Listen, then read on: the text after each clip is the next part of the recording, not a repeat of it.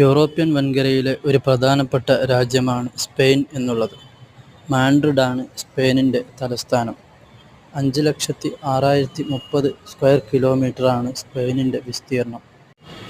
സ്പെയിനിൻ്റെ കുറച്ചു ഭാഗം വെള്ളമാണെങ്കിലും 5 land border രാജ്യങ്ങളുമായി പങ്കിടുന്നുണ്ട്.